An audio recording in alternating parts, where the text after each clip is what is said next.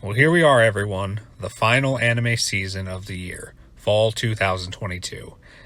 And it's a big one. It's a pretty big one. We've got a lot of sequels and a good amount of new shows to talk about. And normally I would go through all of the sequels first before discussing anything new. But there's a certain new show that I think I kind of have to start with. Of course, you know it, I know it. Chainsaw Man is coming out finally this season, and it has been hyped beyond what I've seen from many other shows. The only thing that I think from this year that obviously is a non-sequel that came close to the hype that I've seen for Chainsaw Man was Spy Family, and I think Chainsaw Man has had more hype than that, probably because people have been anticipating it a little bit longer, but man, the hype is real for this. Like, it has a lot going for it, of course. It's a big, popular shonen manga finally getting adapted, and getting adapted by, of course, MAPPA, who recently has become very popular among the anime community for a number of things, doing the recent seasons of Attack on Titan, and of course, another very popular and big shonen manga adaptation being Jujutsu Kaisen. And given that this also has, like, some gory and like edgy elements to it, I do think that helps build the hype up even further for this. So yeah, I mean, I think it's pretty clear this will easily be not only the biggest show of the season, but maybe the biggest show, or at least biggest non-sequel of the year. And it's, yeah, not hard to necessarily see why. I mean, this is just far and away the biggest show coming out this season. And I am looking forward to it. It does seem to be enjoyable. At the very least, from the trailer, the animation looks amazing, as I think most people would expect from MAPPA. And yeah, I mean, I do think this is a little bit of a tangent. I think that this show has, unsurprisingly, a very good shot at winning the Crunchyroll Anime Awards for the coming year. And I don't really know of anything that would really put up too much of a fight, except for one show, but we'll get to that. This show just has so much going for it to win, right? Like, it's popular shonen manga adaptation, it's done by MAPPA, and more importantly than perhaps all of that, it's coming out at the end of the year. And even though this is supposed to only be 12 episodes for this season, which means I'm sure there's going to be more seasons eventually, right? Maybe MAPPA wants to work on other stuff like season 2 of Jujutsu Kaisen first. I don't know. But obviously it's not going to cover everything. It's just going to be a little sampling of the source material, but it's still going to be fresh in people's minds when people are voting in like mid-January or so. So it just seems like everything is aligning for it to win. The only thing that maybe would put up a fight is the other really big and hyped up show from this year, which is getting its part 2 this season, Spy Family. Now, again, this is part 2, not season 2, because Spy Family was greenlit with 25 episodes initially. We got 12 back in spring, and now we're getting the next 13. And I really, really enjoyed Spy Family. It very much so lived up to the hype.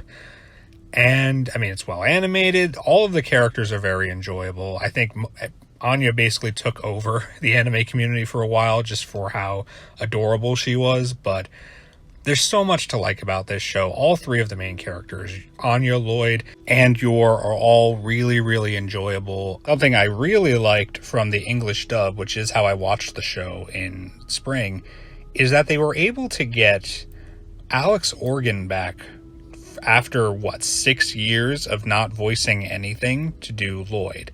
And not only was it a role that really was kind of different for him, because he's done characters like Shogo Makishima from Psycho Pass, like Decim from Death Parade. I think the last role he did, I believe, before he just kind of disappeared from voice acting, I think he did some behind the scenes stuff in the meantime, but the last role I think he did was Eraserhead from My Hero Academia Season 1. And of course he got replaced after Season 1, as a lot of voice actors from Season 1 were, interestingly enough. But he just hasn't been in anything for so long, and it's a very unique role for him, and he did an amazing job. All of the actors in the dub did, and I just really had fun watching Spy Family every week. It was a very cozy, comforting, heartwarming thing to turn on week after week.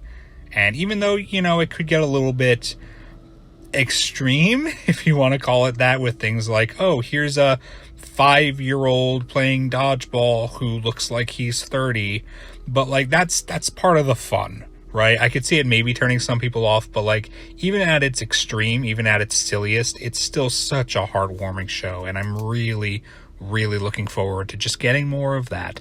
Another part 2 we're getting this year is Tiger and Bunny Season 2, Part 2. And we got the first part back in April, released all at once on Netflix, the first 13 episodes. We're going to get the last 12 on, I believe, October 7th of this year. So a couple weeks from now. And I mean, like with Spy Family, I really enjoyed the first part. It was such a good time just getting to see all of these characters again, getting to see this world again. And it felt very nostalgic, but still just very solidly good. It told a really good story. It did change some things up, giving us some new characters, and interestingly enough, kind of pairing them up with a lot of the older characters. And it was very, very cleverly able to give everybody, the new and the old, some sort of spotlight. So nobody really felt left out. And that was very, very enjoyable. And even Rock Bison finally got a spotlight episode. He had to share it with Origami Cyclone, but finally after 11 years, Rock Bison got some sort of spotlight. So good for him. And I never felt like the new characters overshadowed the old ones. I never felt like the old ones overshadowed the new ones. Everyone felt very well handled and equally handled. And I'm really curious to see how the new buddy system dynamic carries over into the second part. And I'm very curious to see how the plot threads set up in the first part get ultimately resolved. And I'm just looking forward to having more fun with it. It's a very solid show.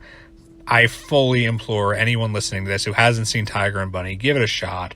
You're going to enjoy it, trust me. We also have, not a part 2 this time, but a show that has had many, many seasons over the years, being My Hero Academia, coming back for season 6. And I cannot believe it's been 6 seasons. Jeez. I feel very weird about My Hero at this point. I really, really, really enjoyed season 1. Season 1 was one of my favorite shows from 2016, certainly among the original, new stuff, the non-sequels. And I had some issues with season 2, but I still enjoyed season 2 quite a bit. It was really season 3, and I know I'm not, the first person to have this opinion. Season 3 is really where the show, for me, started to go downhill, specifically in the second half, because the first half was fine. First half ended in a very solid way. If you've seen the show, you know what big event happens then that I'm talking about. After that, the second half of season 3 was just awful. I remember really, really struggling to watch it week after week. And while I do think that's probably the lowest point of the show, seasons 4 and 5 really haven't elevated it that much higher. There's been a lot of just repetitiveness, oh, we're going to see the heroes go for another provisional license, whatever, or do another work study thing or equivalent to that. And it's you guys are just doing the same stuff again and again and again. Come on, do something new. And even when they do try to do something new, unfortunately, it feels so truncated and rushed and filled with things that probably didn't need to be there. I know the My Villain arc at the end of season 5 had a lot of hype for it from manga fans. And I don't think for many people it really lived up to it because it felt so truncated, but also filled out with things that probably didn't need to be there. So I don't know, I have seen some hype from manga fans for the content that this season should be covering, but it's not the first time that I've seen that from manga fans. And typically what happens, at least with these recent seasons, is there's hype for them because they're adapting something big in the manga, and then it just doesn't go how people wanted it to, which I guess, and I don't want to speak ill of a source material I haven't seen, and I don't intend to, because it does seem to be more of an adaptational thing rather than something with the source material itself. So I don't know. I don't think that we can just say that whatever the supposed quality of the source material is will dictate how good this season is, because that doesn't seem to have translated exactly in other seasons. But I don't know. I do think that like season 4 had good ideas that I think were kind of squandered. I think season 5 is widely considered the worst season, and I would agree. Even though I think the second half of season 3 is worse than season 5, I think the first half brings that season above it overall. I don't know. I mean, I'm going to watch it because I've already, I'm 5 seasons deep. I'm going to watch it. I'm going to hope to see something that reminds me of what I really enjoyed about this show at the beginning. But I don't know. I don't know if I have too much hope for it. I will say I recently watched the 3rd movie, and while, the movies aren't really that important, they're effectively quote-unquote filler, even though, they're not really, but, they're not from the manga, so, whatever. I did enjoy the 3rd movie. I thought it was a fun enough time, so I wouldn't say I've given up hope on My Hero Academia for doing something good again, but I certainly wouldn't blindly assume it's going to be an amazing season or anything. But we'll see what happens. We also have the 3rd season, and apparently the final season, of Mob Psycho 100, which, very endearing show. A lot of the characters are very well handled, and I do hope that if this is the final season, as it has been advertised, that Mob especially gets, the happy kind of ending he deserves for all the stuff he's gone through and everything he's been trying to do to improve himself. I hope things work out for him. He's a character who deserves it.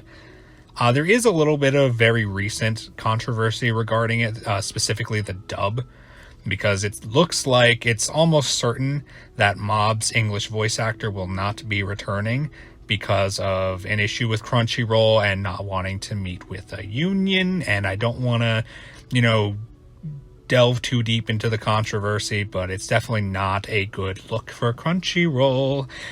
So it seems like a number of the characters will not have their original English voices returning. We don't know who exactly, but Crunchyroll put out a statement that effectively suggests that, and they want to basically recast a lot of them with Texas-based voice actors. And not only is that obviously going to be a little bit jarring for people, but, it is going to cast a shadow over the show itself.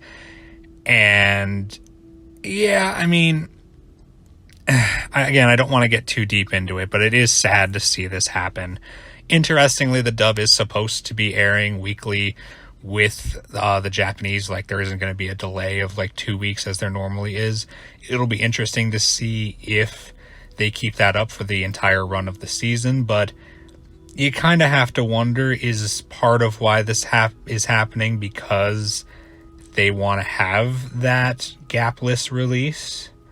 Or is it just, Crunchyroll not liking unions? Anyway, let's move on from that to a different show. I'll quickly mention To Your Eternity Season 2, because I wasn't the hugest fan of Season 1. It was one of those shows where, it started off interesting. I liked the first episode. I think most people liked the first episode, or at least, felt something from the first episode. But I felt as the show went on, and arc after arc, it kind of just got less interesting and felt like more of a pain to watch. I don't know, it was a show I really wanted to like a lot more than I did, and I'm not going to write off this season entirely because it certainly could go back to having better arcs, but there is a part of me that's more so putting this on here and watching it out of obligation because I watched the entirety of the first season, and I didn't hate the first season, I was just disappointed with it. I expected a lot more, but we'll see. Maybe it'll surprise me.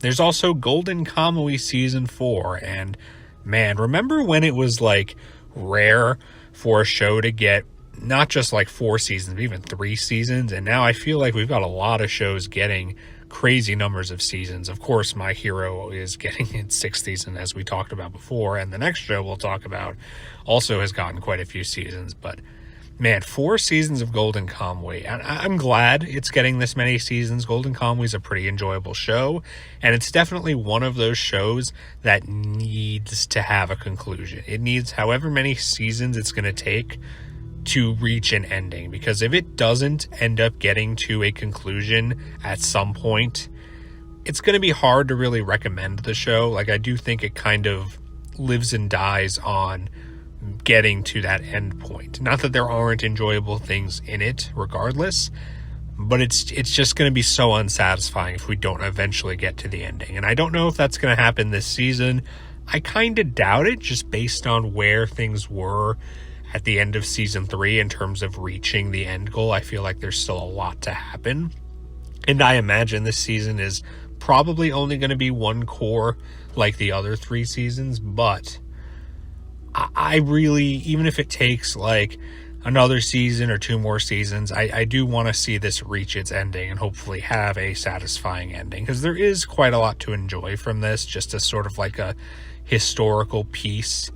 And even though there are some weirder aspects to this show, to put it lightly, that do kind of take away from it, though I'm sure there are people who appreciate it, especially in some of the OVAs, if you've happened to watch them. Some of those are just, they're strange. They're very, very strange and deal with very unusual kind of characters, to put it in a very vague and non-spoilery way. It's a strange show, but it's a good show, and I do want to see it reach its conclusion, however long it might take. So I do appreciate getting a 4th season at the very least, and hopefully it'll get as many as it needs. And the final sequel I want to talk about is maybe the one I'm looking forward to the most, which is also a 4th season, the 4th season of Encouragement of Climb, subtitled Next Summit. I really, really fell in love with this show when I watched it last summer. It is an Iyashikei, and I have talked about it once before on the channel, but I really, really, really adore the characters in this show, the settings in this show, and I appreciate how over time it just got better and better and better at really displaying what an Iyashikei should be. It should be atmospheric, it should be chill, it should have really, really beautiful settings, and ideally settings based in nature, where it takes its time showing them off, showing the detail, adding in relaxing background music to accompany it. It really is an art form, and not every show does it perfectly. And I will admit, Encouragement of Climb struggled a bit, I think, earlier on, but as it went through season after season, it got better and better at handling it. And based on the trailer for this season, this is going to be the most beautiful looking season yet, which again, it is the most modern one, so you would expect it to look better, but man, they are really going out for this. Like 8-bit, they have had some kind of varying animation quality across some of their shows, but like they really put their all into this show. It is amazing. And the notable thing about this show that is different from the other seasons is that this is the first season to actually be full length in terms of its episodes. It's going to have normal length episodes. And you might think, why is that strange? Well, Encouragement of Climb started off as just 3.5-minute episodes for season 1. And the half part of that was just the ending theme. So really only 3 minutes of content per episode. Then the second season ended up upping that to 13.5 minutes, but it had a full opening and ending. So really about 10.5 minutes of content, right? But, half of an episode. And then the third season continued on with this. The only episode in the entire show up to this point that was full length was the OVA that was released in between season 2 and season 3. And even then, like that OVA, because it tells like 2 stories in one full length episode, definitely could have been broken up if they really wanted to. But I know a lot of others who have seen this show are very, very happy to know that it is going to be full length. The trade-off, though, is that out of the 12 episodes that we're getting, the first 4 are apparently going to be recap. Now, The way it was described kind of made it seem like it might not 100% be recap. There might be some new things in these first 4 episodes, but that was kind of a bummer to read when they first revealed that, I believe back in April. It's going to make the first few weeks feel kind of weird. Not that it's not good to get a refresher, because, I mean, especially for people who watch the rest of the seasons weekly, unlike me, because the last season was 4 years ago, and then season 2 was 4 years before that, and I wouldn't be surprised if this gets a season 5, and that's 4 years from now, although I'd prefer it to come a lot sooner. So I think the recap can be useful, but people would definitely be happier if we were getting 12 full-length episodes, not 4 recap and 8 full-length episodes, right? Although, to be fair, because these episodes are full-length, it does make it so that even if you take away the first 4 episodes and just look at the 8 we're going to get after, that's still more content than season 3, because season 3 was 13 half-length episodes, so the equivalent of 6.5 full-length episodes, right? So it's still more content than season 3, but it isn't as much content as season 2, because that was even excluding season 2's OVAs, because we don't know if this is going to get OVAs down the line, so I don't want to factor that in and make an unfair comparison. But season 2 ran for 24 half-length episodes, not counting its OVAs, so that's the equivalent of 12 full-length episodes, which, again, I wish this season was that. But you know what? I'll take what I got. I'm looking at the upside here, and I'm happy it's going to be longer than season 3. And I'm happy that based on everything in the trailer, it is going to look amazing. And I do implore anyone, I know this is a very obscure show, very, very, very unknown to the general populace. If you like shows like Laid Back Camp, especially, because this is an Iyashikei about mountain climbing and hiking, and there is some element of camping to it. If you enjoyed Laid Back Camp, you will like this show. You really, really will. If you like Iyashikei in general, you will like this show.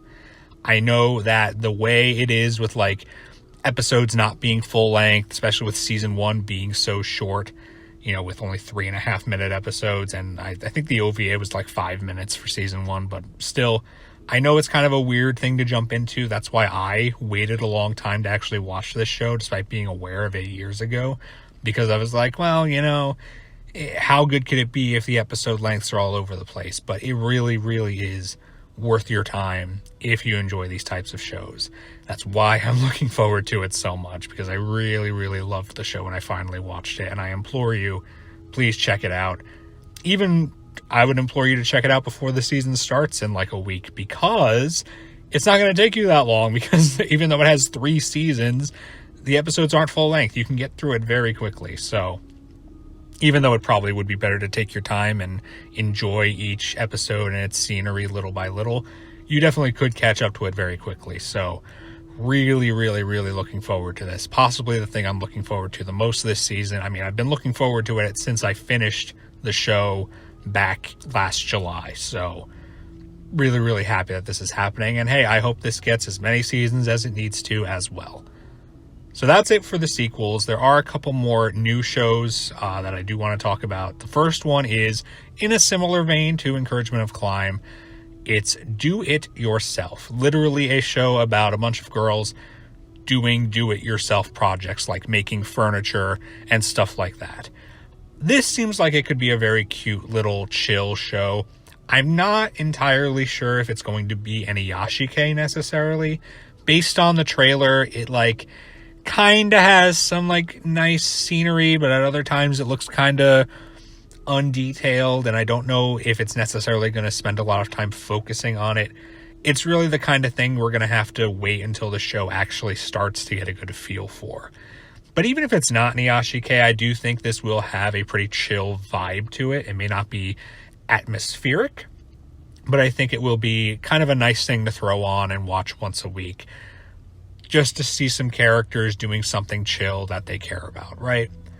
So I do have some optimism towards this show. I don't necessarily think it's going to necessarily be an Iyashikei, as I said, and that probably will kind of hold it back a bit for me, but I am generally optimistic towards it. I think it does have potential to be pretty good.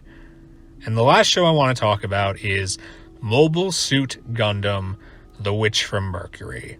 And there's a lot I could say about Gundam in general that I have already said in the past and that I could say once again.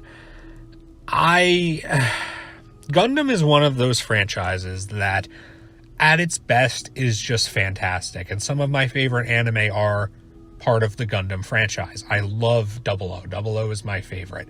A lot of the recent Universal Century OVAs, like The Origin and Unicorn, and even an older one like the 8th MS Team, a lot of these shows are just fantastic, and a lot of them look very fantastic, especially if they are OVAs that have that high budget.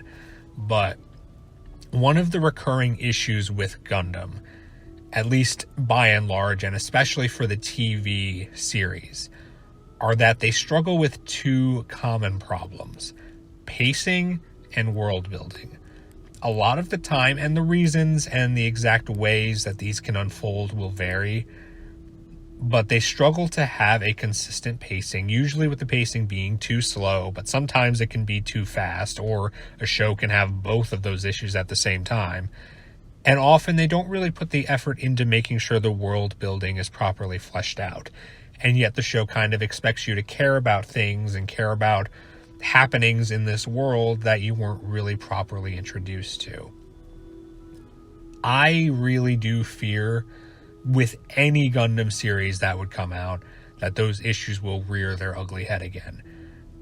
And this is the first Gundam series that's outside of the Build franchise and outside of the OVAs and the movies that we've gotten pretty consistently for Universal Century. This is the first full-length Gundam TV series we've had since Iron-Blooded Orphans. And I feel like when I was sitting here 7 years ago talking about fall 2015 and talking about my thoughts on the upcoming Iron-Blooded Orphans, a lot of what I said there could probably apply to this. My fears concerning the issues that other Gundam series have had again and again and again with their pacing, with their world building, with either being far too long for their own good or just not using their time properly, sometimes not entirely of their own fault. The original Gundam and Gundam X were both cut short, and thus they have this situation where they're very slow for a while and then they get way too fast because they have to wrap up the story much quicker than they thought. So it just kind of looks weird out of context. But even something like Iron-Blooded Orphans, I wanted to like it. I know a lot of people did like it, but I really did not. I really felt like, even though it's a newer show, so maybe it wouldn't have the same pitfalls of the older ones. No, it still had the same kind of pacing issues and the same kind of world building issues. I do think the world building stuff outweighed the pacing issues here, but it was a show I really, really had to force myself through because it just didn't do it for me, and I didn't care for the characters, and I had no reason to give a crap about the world itself. I really don't want to see that happen again. And I think because of how often I've been burned on full-length Gundam series, because I've seen most of them other than the ones that are widely condemned, like Reconquista or Age or Destiny, things like that. A recurring issue are what I've already outlined, right? The pacing, the world building, in many cases the characters too. If you've seen my video on Victory Gundam, that's another big issue a lot of the time. So I can't help but be concerned whenever another new Gundam series comes out. Even though I want to be optimistic, because this looks like something that could be really good. But I know that Iron-Blooded Orphans was something that I thought looked like it could be really good, and then it wasn't. So I don't know, but I want to like this. And I do have reasons to be optimistic. There was a prologue episode that was released, I think about a month ago, for at least being able to be viewed from a Western perspective. And generally, even though I did not watch it, the reception I've seen for it was very positive. So I'm hoping, hey, the first episode was really good. Hopefully the rest of it will continue that trend. And I don't think we know what the confirmed episode count for this is going to be.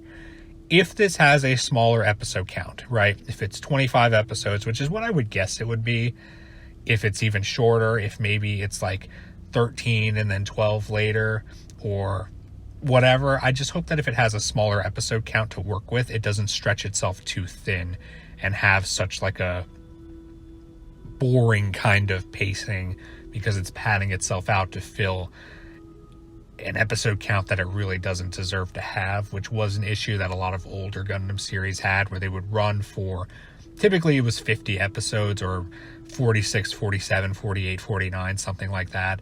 And they really just did not have the story to pad that time out.